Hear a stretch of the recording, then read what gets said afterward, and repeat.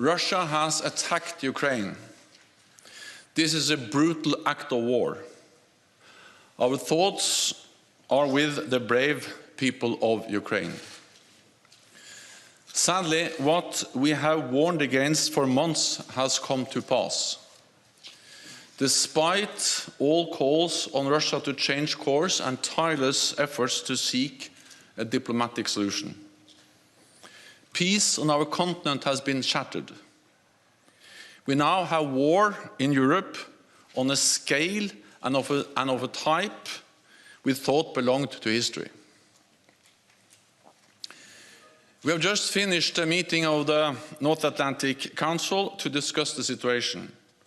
The Council also addressed the request by Bulgaria, the Czech Republic, Estonia, Latvia, Lithuania, Poland, Romania, and Slovakia to hold urgent consultations under Article 4 of the Washington Treaty.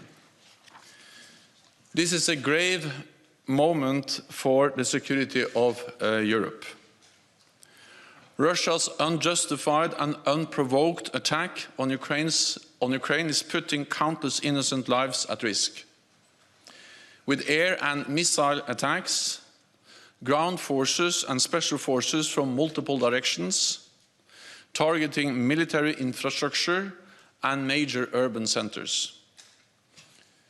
This is a deliberate, cold-blooded, and long-planned invasion. Despite its litany of lies, denials, and disinformation, the Kremlin's intentions are clear for the world to see. Russia's leaders bear full responsibility for their reckless actions and the lives lost. NATO allies condemn Russia's invasion of Ukraine in the strongest possible terms. It is a blatant violation of international law, an act of aggression against a sovereign, independent, and peaceful country, and a serious threat to Euro-Atlantic security. We call on Russia to immediately cease its military action, withdraw its forces from Ukraine, and choose diplomacy. We fully support Ukraine's sovereignty and territorial integrity, and Ukraine's right to self-defense.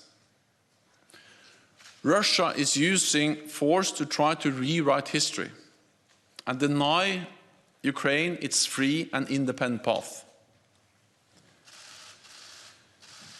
NATO's core task is to protect and defend all allies. There must be no room for miscalculation or misunderstanding.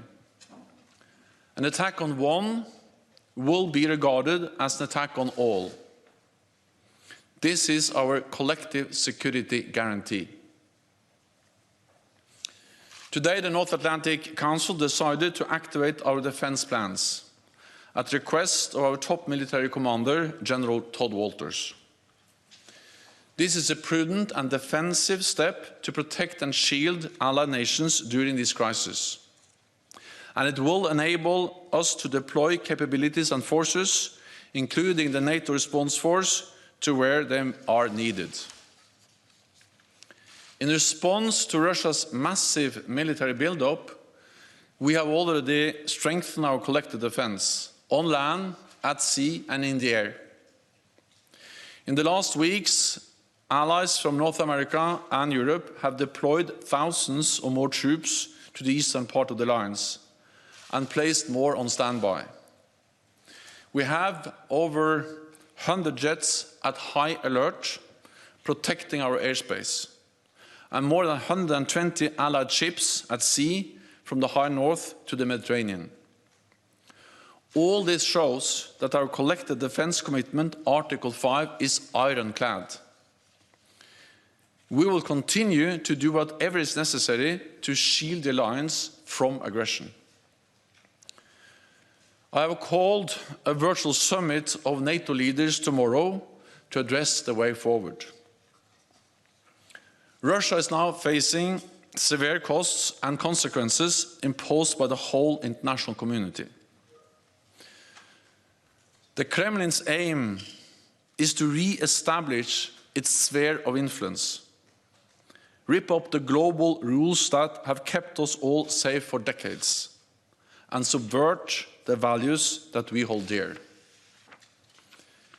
This is the new normal for our security.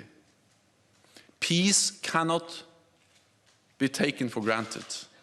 Freedom and democracy are contested by authoritarian regimes, and strategic competition is on the rise. We must respond with renewed resolve and even stronger unity. North America and Europe together in NATO. We are an alliance of 30 democracies standing as one. We will protect our people and our values. Democracy will always prevail over autocracy. Freedom will always prevail over oppression.